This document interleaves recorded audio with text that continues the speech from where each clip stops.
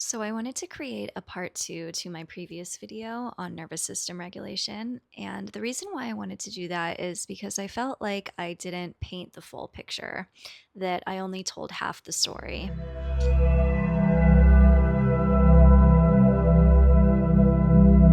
So in my previous video, I was really talking about the importance of slowing down, taking time and space for integration and stillness in order to learn how to calm and regulate the nervous system. What I wanted to touch on in this video in particular is learning how to balance that polarity of softness, stillness, the feminine principle, with activation, the masculine principle. And in my previous video, I was using the juxtaposition between the way I taught yoga before the pandemic versus the way I taught yoga after the pandemic. And before the pandemic, we were very much operating in this hyper masculine state where everything was all about activation, stimulation, and output. And the reason why I wanted to touch on the importance of the pandemic as this opportunity to slow down, to reset, to invite in softness and stillness is because when we are operating in this hyper masculine state without the space for rest and integration, it often leads to burnout, right? And I think most of us have experienced some experience of burnout throughout our lives, especially if you are a high achieving person. But I didn't want to come across as though I was saying that being slow and moving slow and destimulating was the only way to regulate the nervous system, because it's not. Of course, activation, things like movement, dance, like these are powerful ways to regulate the nervous system. Even all you have to do is look at ancient societies, right, that did like rain dances and tribal beating of the drums. Like this is like an integral part of human nature, is to move together, to flow together, to join the frequency of our heartbeat and our energy and our nervous system together. And so this is like it's a spiritual experience to move to music, right? It's a spiritual experience to dance and let go and be in the body. And so I wanted to touch on that a little bit, because especially like if we're looking at this through the lens of a yoga practice, for example, there a good yoga class has a balance between the two polarities, right? Like there's the yang aspect, which is the masculine aspect, the fire principle. There's the activation, the generation of energy in the body. But the point that I was trying to get across is that if you only have that, if you are only seeking for activation without the time to move deeper, to go deeper, to hold space for integration, that activation often becomes distraction, right? So we can look at like there's always the light and the dark to both sides of things, right? And so if we are in this hypermasculine state where we are seeking out excessive stimulation, whether it's, you know, movement as distraction, or partying and going out as distraction, or scrolling and stimulating the mind with constant information as distraction, then that's where we're going to encounter a problem, right? Because there's resistance to going deeper, to looking within. But on the flip side of that, if we go too far into the slowing down, we start to find ourselves in complacency or in stagnation, right? And so this is where there has to be that balance between generation of energy and holding space, softening, being still, right? That integration part is so important. There has to be both. There has to be the activation and there has to be the integration. And one of the reasons why the integration part is so important, and this is a topic that I definitely want to dive deeper into on this channel, is because once you learn how to slow down and create space, you start to move beyond the constraints of time. So you start to settle into what I like to call the ageless codes, the ageless experience of life, where you are operating on a much different experience of time than seemingly the rest of society, which is operating in a very linear experience of time.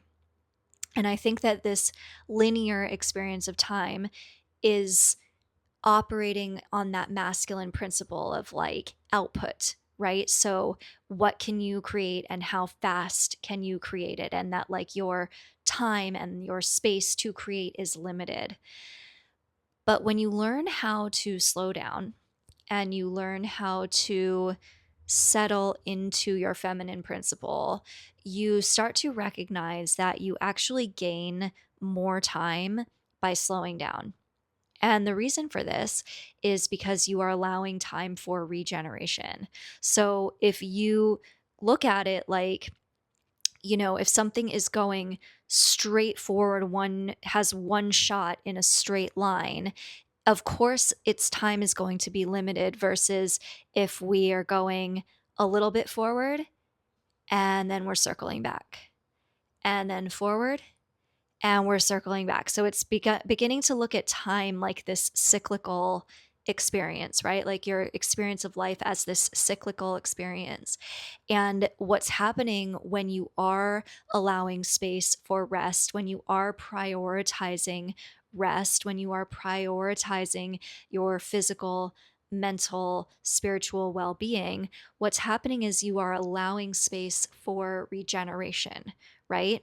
And again, like in my previous video, I was talking about looking at the microcosm versus the macrocosm. So even if we look at ourselves, our body, our being, our vessel as the macrocosm, and then we zoom in really small down into just one tiny little cell, your cells regenerate when they are given rest.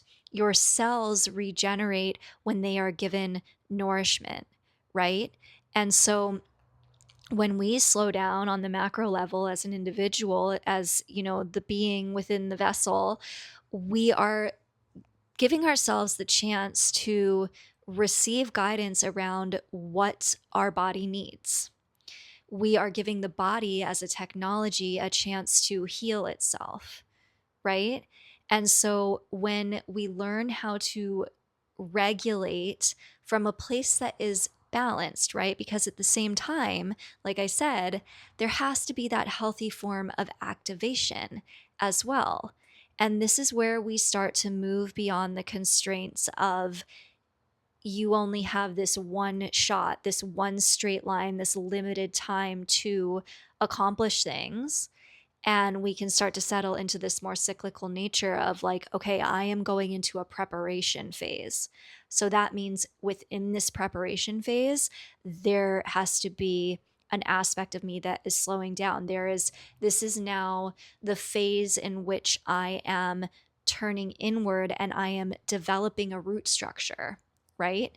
So think of the importance of having a stable foundation to something. And this is this is again an example of why slowing down creates longevity, because it's like if there is the space for regeneration and the roots are growing deeply down into the earth, what grows from that foundation is going to have much more long lasting longevity.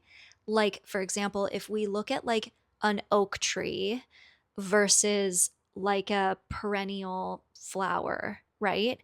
The flower may look in the shorter term like it is blooming and blossoming, and to the outside, there's like this perception of creation, right? Whereas the oak tree is going to take many, many, many years to come into its most grand form. But the flower is not going to last as long as the oak tree is going to last when we're looking at time from a linear perspective, right? And this is a good example, a good moment to check in with where we hold the perception of like one being good and one being bad. I think we are so conditioned to look at everything from that lens where we're always examining, we're always putting things into buckets of like good and bad, good and bad. And that's not what I'm asking you to do here. What I'm asking you to do is to acknowledge a difference in perspective, to maybe learn to shift your perspective around the ways that you look at things like aging, the ways that you look at things like like success, like what defines success for you. And are you burning yourself out in order to produce within a timeline that is maybe not yours?